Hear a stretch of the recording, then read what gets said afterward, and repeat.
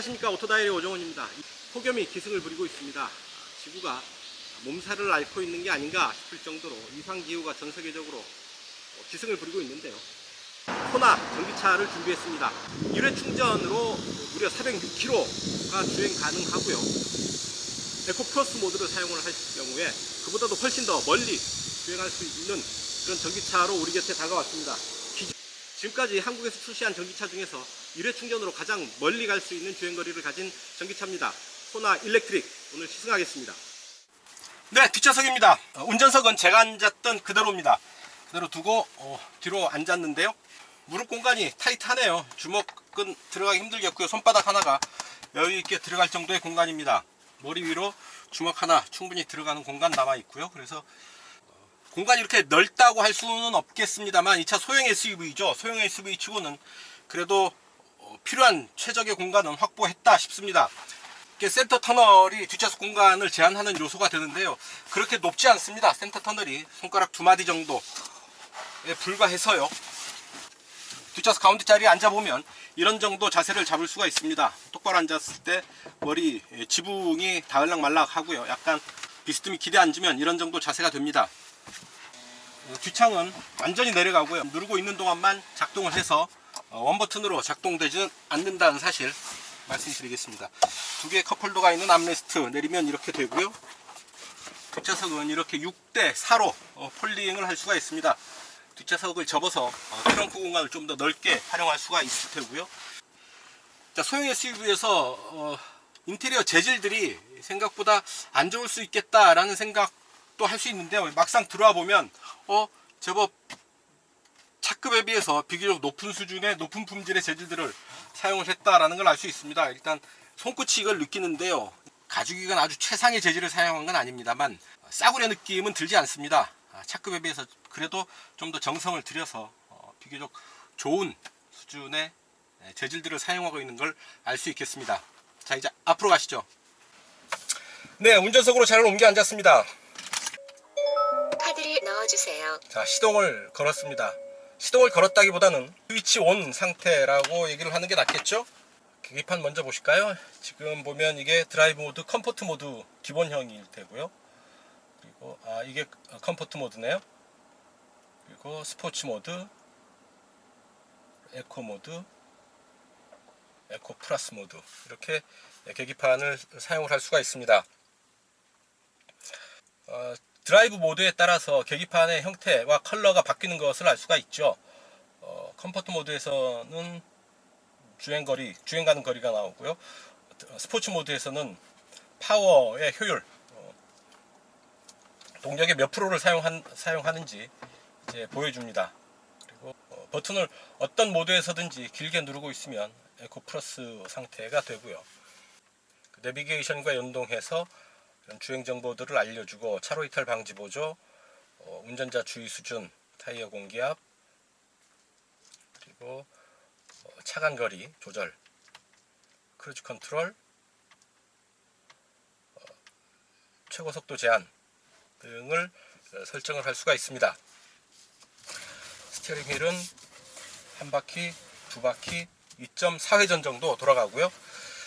자, 계기판 위로 헤드업 디스플레이가 보입니다.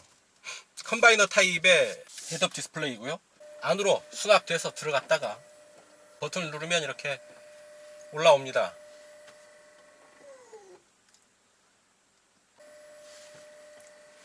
스티어링 휠에는 여러가지 버튼들이 들어와 있고 헤드업 디스플레이, 운전자 보조, 스마트 크루즈의 응답성, 전방 차량 출발 알림, 차로 유지 보조, 고속도로 주행 보조, 고속도로 안전구간 자동 감속, 카메라 있는 데서는 속도를 낮춰준다라는 얘기입니다. 운전자 주의 경고, 차로 안전, 전방 추돌 방지 보조, 전방 충돌 경고, 후방 교차 충돌 경고, 측방 충돌 경고음 등 아주 많은 운전자 보조 시스템이 있어서 운전자가 만에 하나 놓치는 그런 상황을 차가 판단해서 도와주는 면이 있습니다.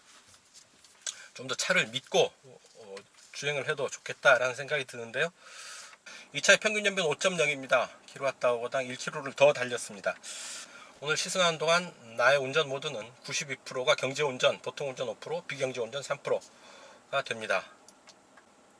자, 이 차에는 코렐 오디오 시스템이 들어와 있죠. 코렐 오디오가 I viewed the morning with such alarm. British Museum had lost its charm. How long I wondered could 스마트폰에 저장되는 음악인데요. 상당히 편안하게 현장감 있는 음질을 들려주네요. 특히 이 차는 조용해서 오히려 주행 중에 자잘한 주행 소음이 들리는 경우가 많습니다. 타이어 소음이랄까 잔자갈들이 튕겨 들어오는 그런 자잘한 소리들이 들리는데요. 차가 조용해서 그렇습니다. 엔진 소리가 들리지 않아서. 그럴 때 이런 그 코렐 오디오를 통해서 잔잔한 음악을 들으면서 가면 그런 그 MVH 잡소리에 크게 신경 쓰지 않고도 차를 즐길 수 있지 않을까 싶습니다. 변속 레버가 없습니다. 대신에 변속 버튼인데요. 전자식 변속 버튼입니다.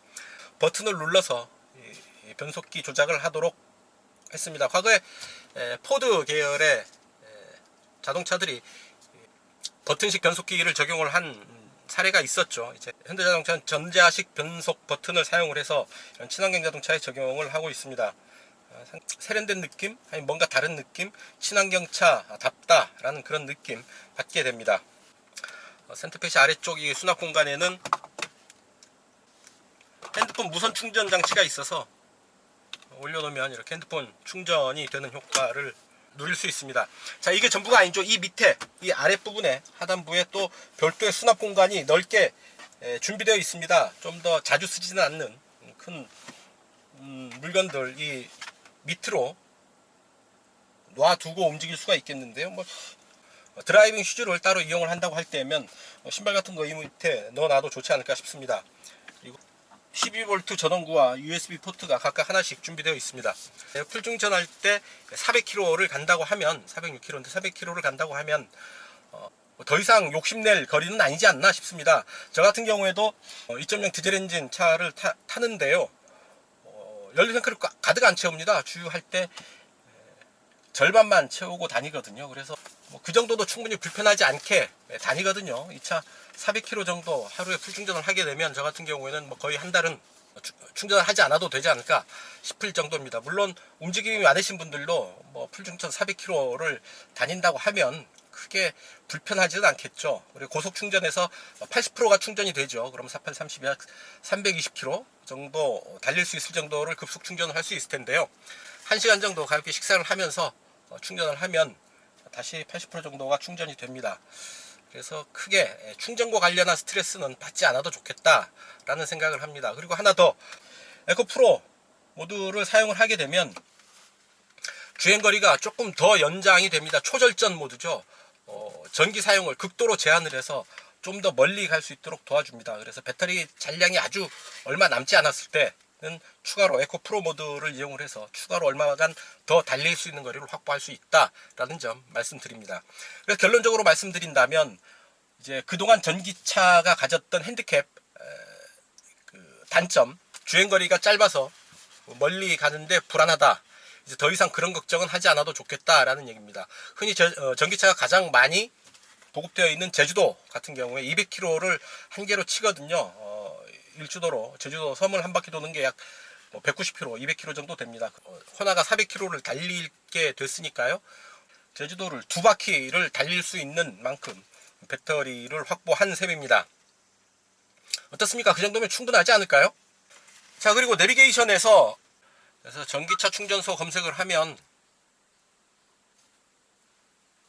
이렇게 현위치 중심으로 주변에 충전기 위치를 안내를 합니다. 그래서 누르면 바로 그쪽으로 이제 길 안내를 하겠죠. 여기서는 양평에서 7.9km를 더 가면 양평 국민회관에 충전소가 있다라는 걸 얘기해 주고 있습니다. 급속 충전이고요.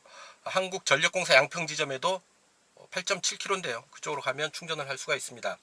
급속 충전, 완속 충전 뭐 이런 부분들이 있어서 급할 때는 이 내비게이션에서 바로 안내를 받으면서 충전기로 이동을 할 수가 있게 되는 거죠. 이 차의 판매 가격은 모던이 4,650만원, 프리미엄이 4,850만원입니다. 이걸 다 주느냐? 그게 아니죠. 정부 보조금 1,200만원, 서울 같은 경우에 서울시 보조금 500만원 해서 1,700만원을 다시 차감하면 2,950만원 혹은 위급 트림인 경우에 3,150만 원을 주면 이 차를 구매를 할 수가 있습니다. 모던 트림에서는 라이트 패키지를 적용을 할 수가 있는데요. 라이트 패키지 그 저용량 배터리를 적용을 하면 350만 원을 더 빼줍니다. 그래서 1,600만 원 정도의 이 차의 가장 기본형 모델을 탈 수가 있게 되는 거죠. 어떻습니까? 이 정도라고 한다면 상당히 합리적인 수준에서 전기차를 즐길 수 있지 않을까 싶은 생각이 드는데요. 전기차를 사지 말아야 할 이유를 찾기가 힘들어집니다. 1회 충전으로 406km를 갈 수 있다고 인증을 받았습니다. 대단한 거리죠. 이제 전기차의 영역이 이제 뭐 140, 50km 가는 정도가 아니고요. 400km를 움직일 수 있을 정도로, 그러니까 부산까지 끄덕없이 갈 수 있을 만큼 주행거리가 연장이 확장이 되고 있는 거죠. 결국 배터리의 용량, 배터리의 성능 개선과 큰 연관이 있는데요. 이제 거의 생활 속에서 불편 없이 사용할 수 있을 정도로 전기차의 성능이 개선되고 있음을 코나 EV가 얘기해주고 있습니다. 전력 사용량이 아주 중요한데요. 지금 계기판에서 알려주는 주행 가는 거리는 409km입니다. 자, 시내에서 움직일 때는 차분하다는 말로는 부족하네요. 아주 잔잔한 호수 위를 진짜 흔들림 없이 미끄러지는 것처럼 움직입니다. 우리가 자동차에서 늘 친숙하게 듣던 그 엔진 소리가 전혀 없죠. 당연하죠. 엔진이 없기 때문에 엔진 소리가 날 수가 없죠. 배터리와 모터 그리고 타이어로 이어지는 이런 그 파워트레인을 통해서 바퀴가 구르는 소리, 그리고 조금 속도를 높이면 공기의 저항, 모터의 회전 소리, 윙 하는 그 지하철에서 만날 수 있는 그런 정도의 모터 회전 소리를 들을 수 있을 뿐입니다. 자, 시내에서도 순간적으로 가속하는 힘이 놀랍습니다. 가속 페달을 꾹 밟으면 마치 고성능 스포츠카가 순간 가속하는 그런 느낌을 받게 됩니다. 시트가 확 몸을 밀고 나가는 그런 느낌인데요. 어떻게 보면 전기차가 스포츠카에 유리한 구조죠. 배터리와 모터의 결합으로 순간 가속이 아주 유리하고요. 가솔린이나 어떤 그 내연기관 차에 뒤지지 않게 훨씬 보다 더 우수하게 순간 가속력을 냅니다. 모터를 이용하기 때문인데, 모터가 원래 회전하는 구조 아닙니까? 회전하는 그 힘을 그대로 사용할 수 있어서 훨씬 더 유리한 구조입니다. 내연기관 아무래도 피스톤이 상하 왕복한 운동을 크랭크를 통해서 또 회전 운동으로 바꾸고요. 여러가지 어떤 힘의 방향을 바꾸는 과정에서 효율도 떨어질 뿐 아니라 힘의 질도 상당히 떨어지게 마련이죠. 전기차는 그런 면에서 좀 더 우월하다 하겠습니다. 배터리가 두 종류가 들어가죠. 기본형이 185Ah 356V 상당히 고전압이죠. 이게 주행 가는 거리가 406km가 되고요. 저속 충전하는데 9시간 반, 약 9시간 반, 거의 10시간 가까이 이제 충전을 해야지 저속 충전이 가능합니다. 그렇게까지는 필요 없다. 주행거리가 그렇게까지는 안 돼도 좀 더 저렴한 가격에 합리적으로 전기차를, 이 차를 사용을 하고 싶다 하는 고객들을 위해서 라이트 패키지가 있습니다. 120Ah 짜리 배터리를 사용을 하는데요. 주행 가는 거리가 훨씬 더 짧아지죠. 가격도 저렴하고요. 일상생활 속에서 사용하는 정도로 전기차를 사고 싶다라고 한다면 굳이 무거운 배터리 매일 이고 다닐 필요는 없죠. 가벼운 배터리를 사용을 해서 좀 합리적으로, 경제적으로 전기차를 이용을 할 수도 있습니다. 사실은 이 라이트 패키지만 해도 저는 충분하지 않을까 싶습니다.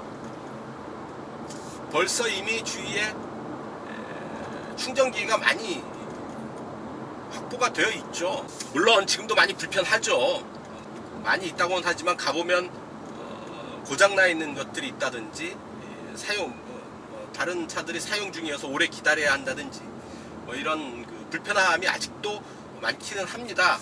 불편합니다만 2, 3년 전에 비해서 본다면 그게 어딥니까? 훨씬 더 전기차 충전 인프라는 예전에 비해서는 많아지고 편리해진 것 또한 사실입니다. 그래서 전기차 타고 싶다, 하지만 1회 충전 400km까지는 필요 없겠다 라는 라이트 패키지도 충분하지 않을까 하는 생각을 해봅니다. 이렇게 속도를 줄여서 움직일 때는 마치 유령이 움직이는 듯 합니다. 유령의 발자국 소리가 나는 거죠. 완전히 브레이크를 밟지 않고도 차를 정지시킬 수 있습니다. 지금 회생제동 버튼을 통해서 차를 완전히 정지시켰거든요. 이러한 원페달 시스템입니다. 페달 하나로만 차를 조절할 수 있다라는 얘기죠.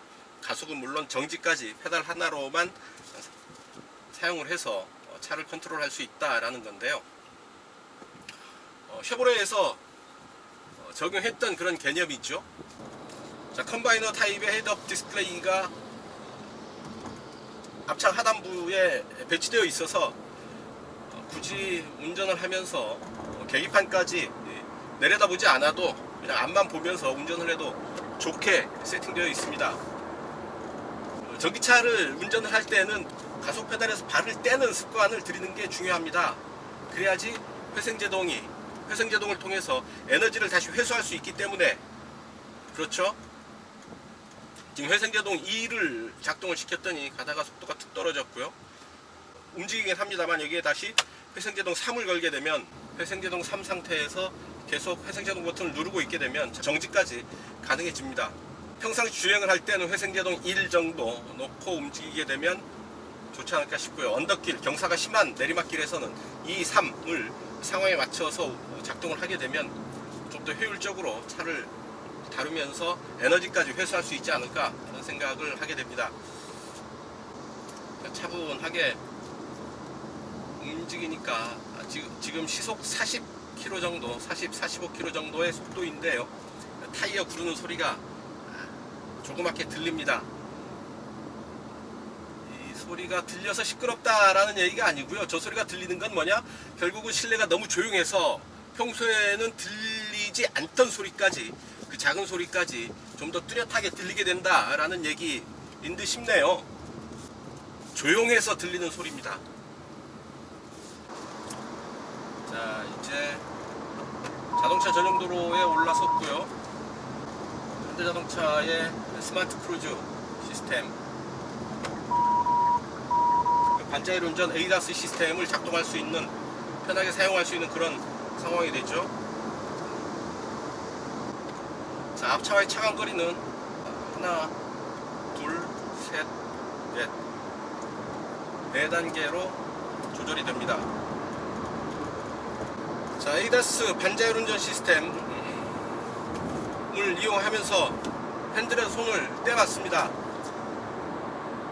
앞차의 차간거리를 유지를 하고요. 양옆으로는 차로를 인식하면서 달리고 있습니다. 약간 왼쪽으로 굽어 나가는 차로인데요. 차선을 읽으면서 차로 중앙을 잘 유지하면서 가고 있습니다. 핸들을 잡으라는 얘기가 없네요. 저 오래 핸들을 놓고 있는데요. 좀 조심스럽긴 한데요. 오른쪽으로 돌아나가는 길을 잘 부드럽게 돌아나가고 있습니다. 하지만 아무래도 옆에서 갈리치 달리는 차들이 같이 이 차로를 꽉 채워서 달릴 때는 이 회전 구간에서는 약간 심리적인 불안감이 드는 게 사실이죠. 결국은 위험하게 핸들을 놓고 달리는 것보다는 운전자가 직접 핸들을 잡고 조향을 하면서 운전자가 미처 보지 못하는 부분, 조작하지 못하는 부분을 차가 지원하는, 어시스트하는 그런 개념으로 이런 그 반자율 운전 시스템을 이해하는 게 낫겠습니다. 그게 안전을 위해서도 맞는 얘기고요.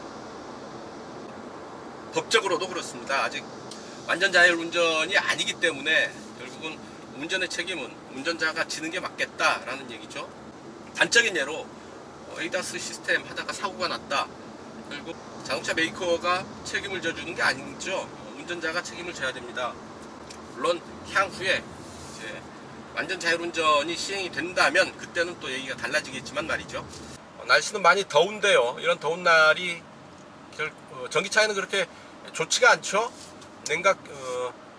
배터리의 효율이 떨어지게 마련입니다. 냉방 수요가 많죠. 에어컨을 틀어야 되죠. 배터리를 더 많이 잡아먹는 겁니다. 겨울철에는 또 히터, 난방 요구가 또 있을 테고요. 그래서 차가 움직이는 이외에 전기 수요가 많아지기 때문에 배터리의 효율이 좀 더 떨어지게 될 테고요. 결국 주행 가는 거리가 줄어들게 되지 않을까 싶은데요. 다만 그래서 좀 더 어떤 그 불편하지 않는 선에서 최적의 효율을 만들어내기 위해서 또 꾀를 낸 게 드라이버 온리 모드입니다. 송풍과 난방을 운전석에만 할 수가 있습니다. 운전석 쪽으로 바람이 나오는데요, 조수석 쪽으로 바람이 나오지 않습니다.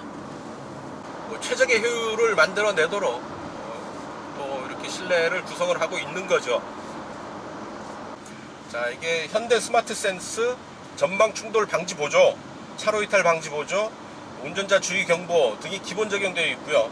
고속도로 주행 보조가 있습니다. 차로 유지 보조가 있고요. 고속도로 주행 보조는 내비게이션의 정보를 기반으로 고속도로에서의 주행을 지원해 주는 거죠.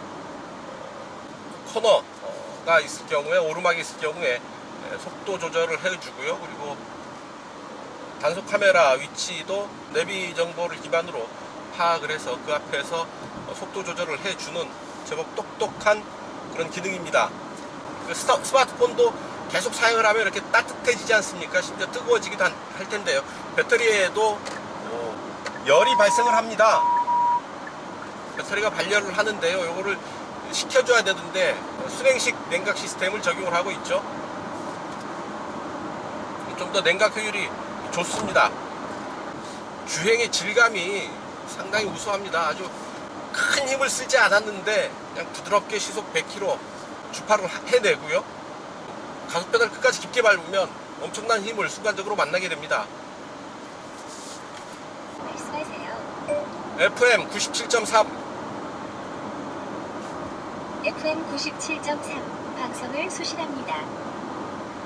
회담에서 북한의 완전한 비핵화를 위해서 유엔 안보리의 대북 제재를 유지할 필요가 있다는 의견을 모았습니다. 네, 말씀하세요. 블루투스 오디오, 블루투스 오디오를 재생합니다.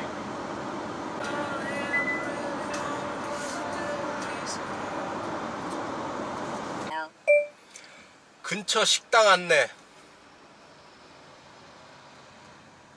블루링크 서비스에 가입하시면 더 많고 다양한 검색 결과가 제공됩니다. 몇 번째 항목을 선택할까요? 첫 번째, 이 장소를 목적지로 설정할까요? 아니요. 자, 이렇게 음성 명령을 통해서 여러 가지 기능을 사용을 할 수가 있는데요. 음성 인식 서버죠. 카카오 아이와 연동을 해서 좀 더 다양하게 음성 명령을 이용을 할 수가 있게 됩니다. 차 타고 이동하는 중에 간단한 필요한 사항들이 있으면 음성 명령으로 처리할 수 있지 않을까 기대할 수가 있게 되는 거죠.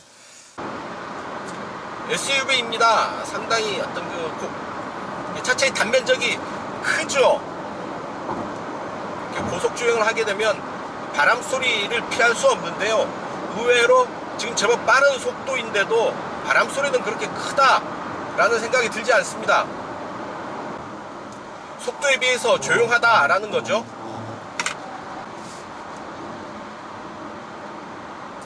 자, 속도를 좀 내보려고 하는데요. 주말 고속도로가 꽉 차 있습니다. 속도를 낼 만한 그런 도로 상황은 아니네요. 주행 중에 바람 소리, SUV이지만 주행 중에 바람 소리를 덜 느끼게 되는 게 상당히 차의 공기저항을 줄이게 차가 만들어졌기 때문이 아닐까 싶습니다. 일단 액티브 에어 플랩을 적용을 하고 있고요. 그래서 앞에 모터가 들어가 있는 엔진룸, 모터룸인가요? 모터가 들어가 있으면 어쨌든 보닛 안쪽에 들어오는 공기량을 액티브 에어 플랩을 사용을 해서 상황에 맞게 조절을 할 수가 있고요. 공기 저항을 줄이고 냉각 효율을 높이고 이런 효과를 기대할 수가 있는 거죠. 하체는 완전히 언더커버가 되어 있고요. 그리고 배터리도 상당히 팽팽하게 공기 저항을 피할 수 있게 만들었습니다. 그래서 차체의 바닥이 완전히 매끈하게 만들어져서 공기 저항을 거의 받지 않을 수 있는 그런 구조를 가지고 있다라는 얘기죠.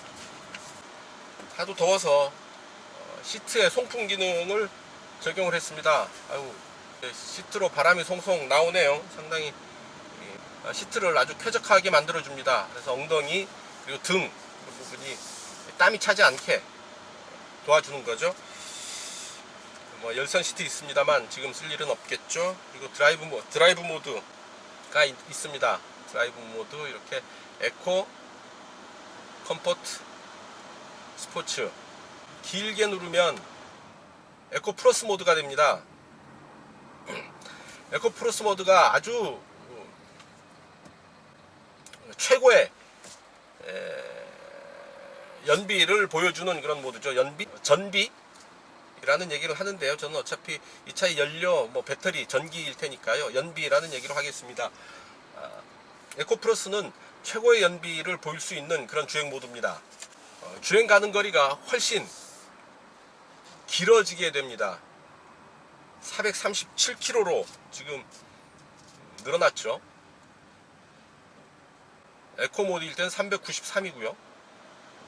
컴포트이면 389, 스포츠 모드일 때는 376. 이렇게 주행 가는 거리가 주행 모드에 따라서 달라집니다. 어떤 단계에서든지 드라이브 모드를 길게 누르면 에코 플러스 모드가 되고요. 이제 에코 플러스가 특히 어떨 때 더 유용하냐 하면 이제 배터리를 거의 다 썼습니다. 거의 다 써서 단 1km라도 더 가야 되고요. 어쨌든 가까운 주행 충전소까지 이동을 하는데 조금이라도 더 멀리 가야 될 필요가 있을 때는 에코 플러스를 이용을 하면 훨씬 더 안전하게 이동을 할 수가 있게 되는 겁니다. 그 배터리 잔량, 주행 가는 거리 10km 미만 이렇게 갔을 때 1, 2km 더 갈 수 있는 게 상당히 큰 도움이 되겠죠. 아마 그런 경험들 있으실 겁니다. 특히 운전 초보 시절에 연료등, 연료 다 썼다고 연료등 빨갛게 들어오죠. 길은 막히죠. 아주 속이 타들어가는 그런 그 경험들을 한 번씩은 갖고 계실 텐데요. 전기차에도 예외가 없죠. 배터리가 바닥에 떨어져서 이제 곧 차가 못 움직이는 상황이다 라는 상황에서 에코 플러스를 딱 눌러서 단 1, 2km, 4, 5km라도 더 갈 수 있다라고 한다면 상당히 반가운 일이죠. 지금 당장 에코 플러스를 눌렀더니 437km로 주행 거리가 연장이 됐습니다. 지금 에코 플러스 모드를 했더니 에어컨 바람이 나오지 않습니다. 이제 나오네요. 에코 플러스를 하면 송풍 모드, 에어컨 모드도 제한이 되고 있습니다. 아이고, 참 시승을 코스를 잘못 택했나요? 너무 막히네요. 자, 그래도 차분히 가보죠. 이 차의 공차 중량은 1685kg입니다. 보통의 그냥 중중형 SUV 동급의 차들과 크게 다르지 않죠. 그래서 마력당 무게비를 계산해 보면 약 8.2kg 정도 되는데요. 제로백 타임은 이보다는 훨씬 더 빠르게 끊지 않을까, 8초 이전에 시속 100km를 주파하지 않을까 싶습니다. 점점 더 개선을 거듭하고 있는 배터리는 리튬이온 폴리머 배터리고요. 현대자동차는 이 배터리를 평생 보증합니다. 모터 같은 전기차 전용 부품은 10년 16만 킬로미터를 보증을 합니다. 그러니까 이 차를 한 10년 탄다고 하면 그냥 편안하게 파워트레인, 배터리와 파워트레인 분야의 부품은 크게 걱정하지 않고 탈 수 있겠다라는 얘기죠. 그리고 또 하나, 이제 가다가 배터리가 바닥이 났다, 멈춰섰다, 찾아가는 충전 서비스를 시행을 해줍니다. 그럴 일은 없어야 되겠습니다만 어쩌다 부득이하게 그런 상황이 벌어져도 크게 걱정하진 않아도 되겠습니다. 현대차에 전화해서 저 배터리 떨어졌어요, 와서 충전 좀 해주세요 하면 1년에 4번 5년 동안은 해준다 라는 얘기죠. 네, 길이 열려서 잠깐 속도를 좀 올려보겠습니다.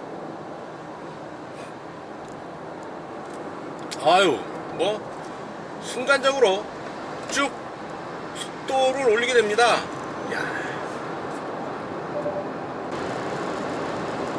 그냥 고속에서도 아주 거침없이 속도를 올리는데요. 모터가 헥 하고 돌아가는 소리가 잠깐 들립니다.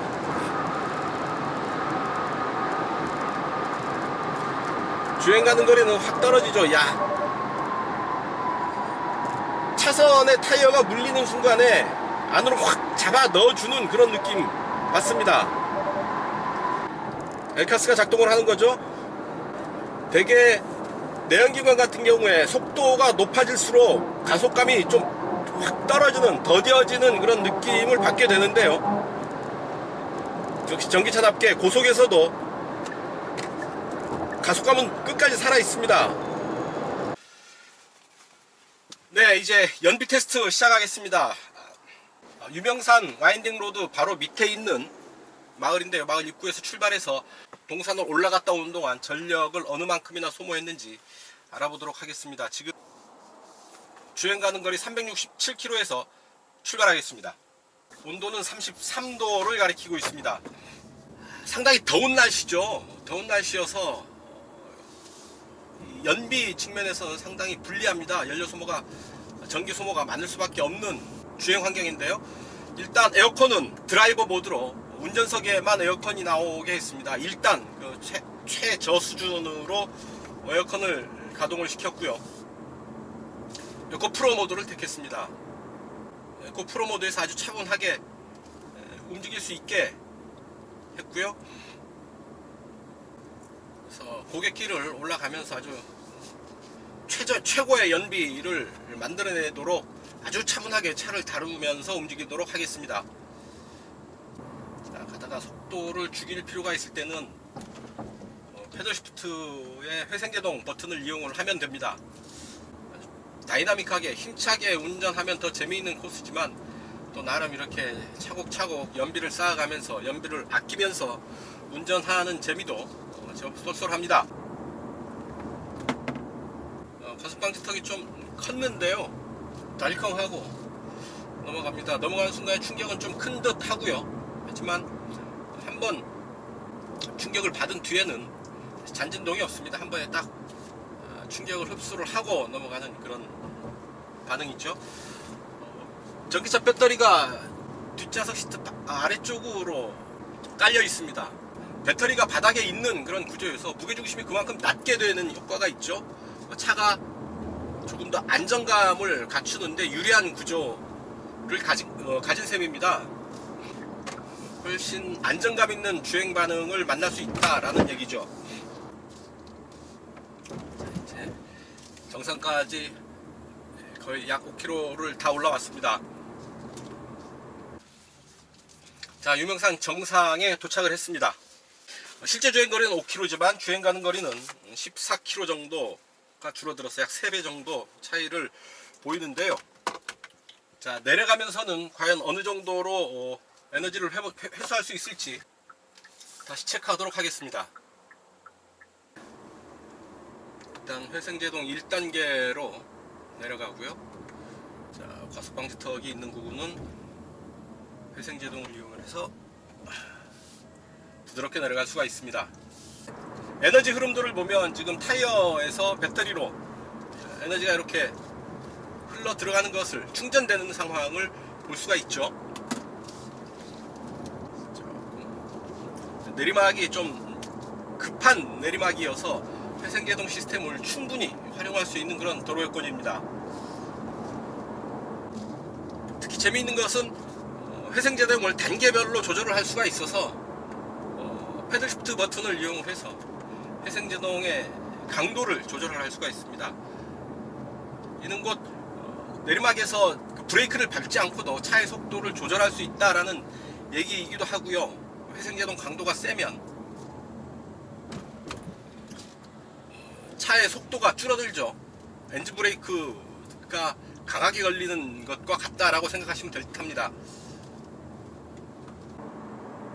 회생제동을 이용을 해서 차의 속도를 조절하는 게 상당히 재미있네요. 차의 반응은 상당히 안정적이고요. 이렇다 할 소리가 없습니다. 그냥 타이어 구르는 소리, 타이어가 노면을 구르는 소리 혹은 충격을 받는 소리 정도가 실내로 들어올 뿐이어서요. 상당히 조용한 편입니다. 주행 가는 거리가 그렇게 많이 늘어나지는 않네요. 지금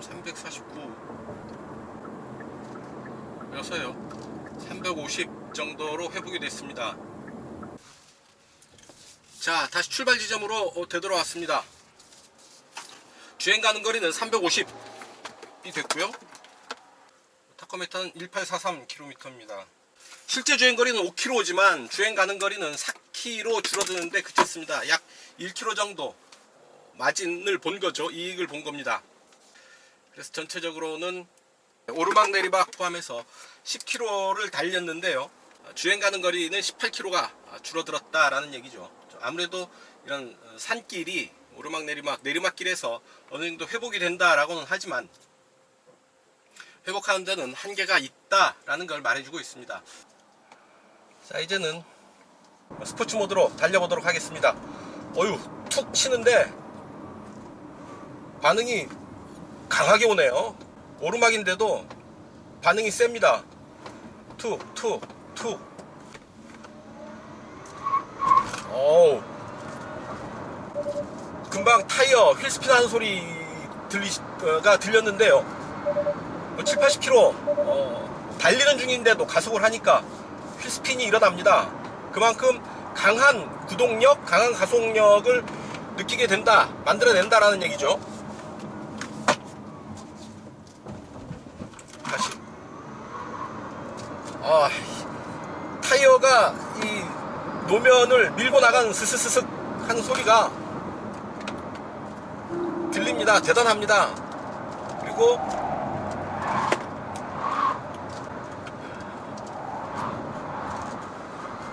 코너에서 아주 재밌습니다. 코너에서도 구동력을 즉각 조절할 수가 있고요. 가속에서 엑셀 온 하면 속도가 강하게 더 가속이 되고 오프하면 바로 감속이 되는, 그래서 스포츠 드라이빙에서도 원페달 드라이브의 맛을 조금 느낄 수 있는 것 같습니다. 가속 페달만으로 차를 조절한다 라는 얘기죠. 스포츠 모드에서는 이제 힘의 몇 프로를 사용을 하는지를 보여주는군요.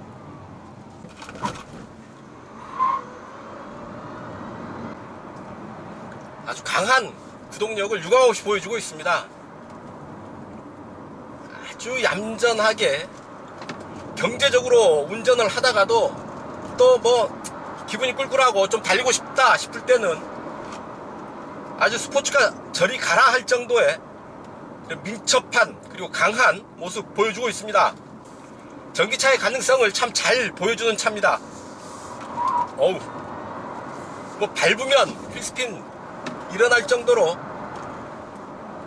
강한 구동력을 보여주고요. 코너에서 절대 오버스티어나 언더스티어, 그러니까 흔들리는 조향이 느껴지지 않습니다. 안정감 있게 착착 감아 돌아가는 그런 느낌을, 그런 반응을 보여주고 있는 거죠. 대단한 그런 운동 성능을 보여주고 있습니다. 가속 반응도 가속 반응이지만 이 조향 반응도 상당히 좋습니다. 조향을 딱 하면 차의 앞부분이 딱 방향을 잡고 넘어가는 부분이 대단히 인상적입니다. 이제 힐 다운 차례입니다. 다운힐은 다시 엔진 브레이크 사용을 하면서 내려가도록 하죠. 주행 가는 거리 300km로 줄었는데요. 에코 프로로 가면 조금 늘어나겠죠. 349, 약 40km 정도 더 늘어납니다. 내리막에서 금방 속도가 오르는데 주행 가는 거리가 늘어나는데요. 직발이라고 하죠. 흔히 직진 구간에서 아주 짜릿한 느낌을 맛볼 수 있고요. SUV여서 좀 차체가 높죠. 높은 감이 없잖아 있습니다만 크게 개의치 않고 코너링을 즐길만 합니다. 배터리가 바닥에 있어서 무게중심이 낮은 그런 효과를 톡톡히 보는 건데요. 아주 재미있는 조향 반응까지 더해져서 코너링, 와인딩 로드에서 아주 짜릿한 맛을 느낄 수 있습니다. 하지만 전기차라는 것, 효율을 중시하고 친환경, 환경을 생각해야 되는 전기차라는 사실을 명심해야 되겠습니다.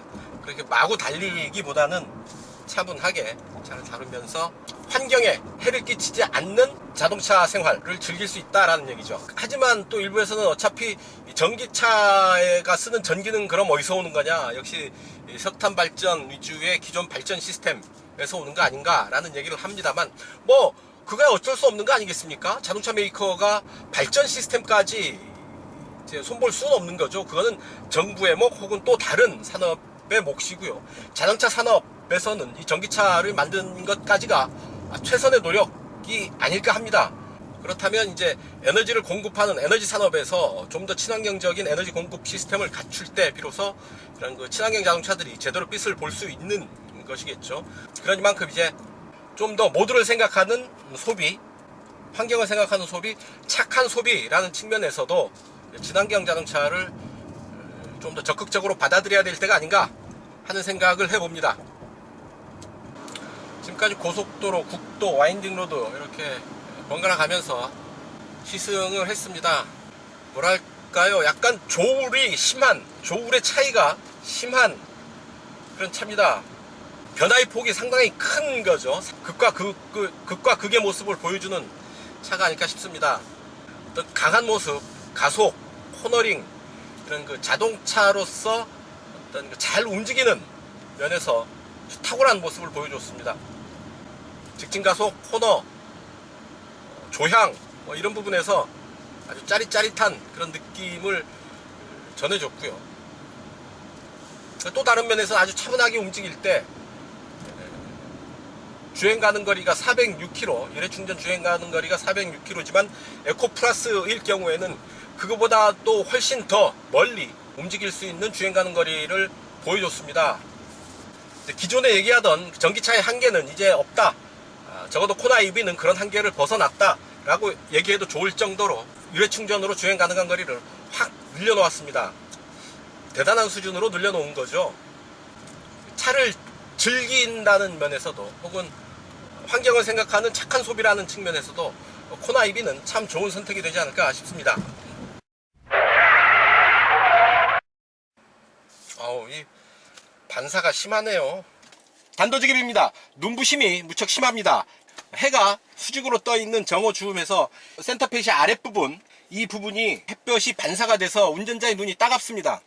햇볕의 각도에 따라서 반사를 받는 시간, 방향이 있겠습니다만 그래도 반사가 일어날 때는 신경이 거슬릴 정도로 반사가 심합니다. 반사가 덜 심한 재질을 고려해 보는 게 어떨까 싶습니다. 제가 늘 지적하는 부분, 센터페시아에 이렇게 돌출되어 있는 모니터는 결코 안전에 바람직하지 않습니다. 매립식이 맞습니다. 거듭 얘기하지만 매립식이 맞고요. 그래서 보기 좋고 깔끔하게 디자인된 내비게이션 모니터지만 돌출식이어서 저에게는 마이너스 요소가 됩니다. 안전을 위한다면 이런 부분 최대한 돌출되지 않게, 모나지 않게 하는 게 맞겠습니다. 네, 지금까지 전기차 코나 시승을 했습니다. 아주 야무진 차고요. 어떤 면을 둘러보아도 모자람이 없는 아주 즐겁고 재미있는 그리고 친환경적인 자동차였습니다. 친환경성, 그리고 운동 성능, 그리고 어떤 그 SUV의 기능성까지 겸비를 하고 있어서 모든 면에서 두루두루 끼를 발휘하는 팔방미인 같은 그런 차가 아닐까 싶습니다. 폭염이 기승을 부리는 여름 날씨인데요. 어떻습니까? 모두 전기차 보급이 좀 더 많이 되고 좀 더 친환경 자동차들이 많아진다면 뜨거워진 지구를 조금은 식힐 수 있지 않을까요? 혹은 뜨거워지는 속도를 좀 더 늦출 수 있지 않을까요? 이제 좀 더 범지구적인 차원에서 자동차 소비를 생각해야 될 시기가 아닐까 싶습니다. 디젤 엔진 이제 그만 보내주고요. 이런 친환경 자동차로 새로운 자동차 시대를 열어가는 게 어떨까 싶습니다. 오늘 시승은 여기까지입니다. 지금까지 저는 오토다이어리 오종훈이었습니다. 감사합니다. 참 공유해주시고 추천해주시고 좋아요 눌러주시면 저에게 큰 힘이 됩니다. 자, 다음 차로 만나 뵙겠습니다. 오늘은 여기까지입니다. 감사합니다.